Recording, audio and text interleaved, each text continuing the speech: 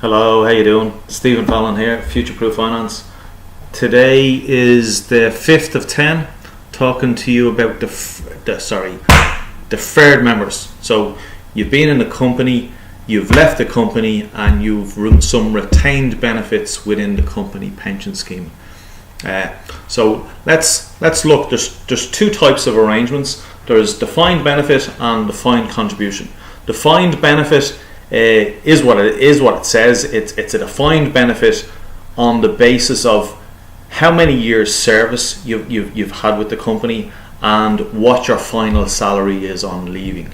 They're a complex arrangement because it's a promise by the company to give you a certain amount of money at retirement. The other arrangement is a defined contribution arrangement. So DB and DC. Defined contribution is worked out on you've funded the pension through your salary. The company possibly added something to it, and it's done on whatever growth vehicle or whatever fund it's in has affected the outcome of that, and that's done on growth times what you've put in or the amount of money you've put into it.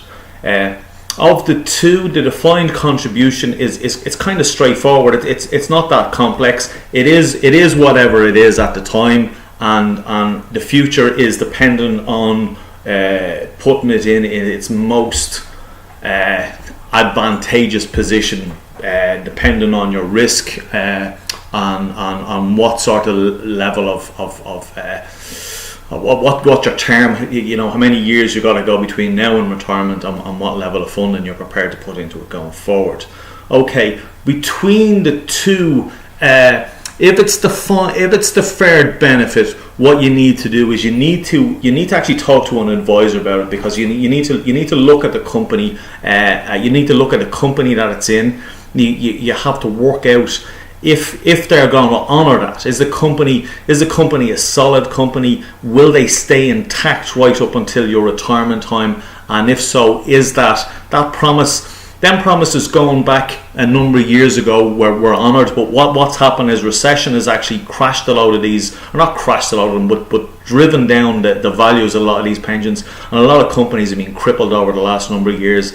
And their kind of companies are insolvent, and their pension schemes are insolvent, and they're not able to honour what they set out to do. So that's something you need to look at. It if it's defined benefit, you need to look at that on a case by case basis and work out, is it best where it is it best moving it.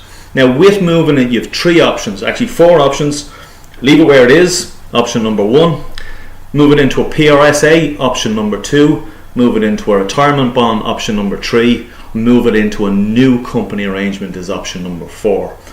So we discussed leaving it where it is. If it's a defined contribution, you'd be better off taking a hold of it yourself and getting some guidance and growing it as best you can. PRSA, if you're in the company longer than 15 years, or if it's over €10,000 in the pension, you'll have to get a thing called a certificate of comparison. Now they cost between $2,000 and $3,000. If it's a small amount of money that's in the pension, that doesn't make a lot of sense doing that. You want to basically move it into a retirement bond or move it into the new scheme. A retirement bond, or a buyout bond as it's properly called. Some of the life companies think they're sophisticated by changing the names of these things. It's a buyout bond. It's a ring-fenced product where the money from the existing arrangement can go in. No further money can be added. No other company things can be added either. It's accessible from age 50. Not that that's the wisest thing to do, but that's one of your options there.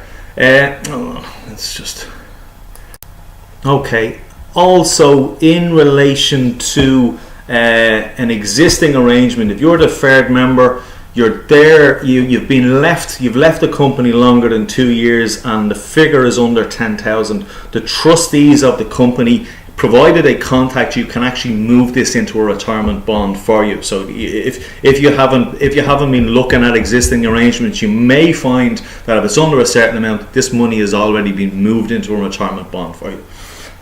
Ultimately, existing arrangements that you've left, find out who the trustees are, go chase back down through the history of the company, find out where it's at, because this money is in some underlying insurance company. There will be trustees tied up to the money that's in there, and what you need to do is you need to get a form.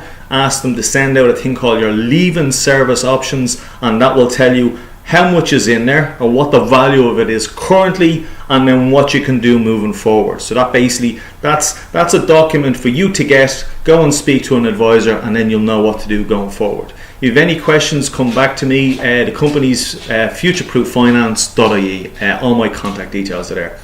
Talk to you all again soon. Bye bye.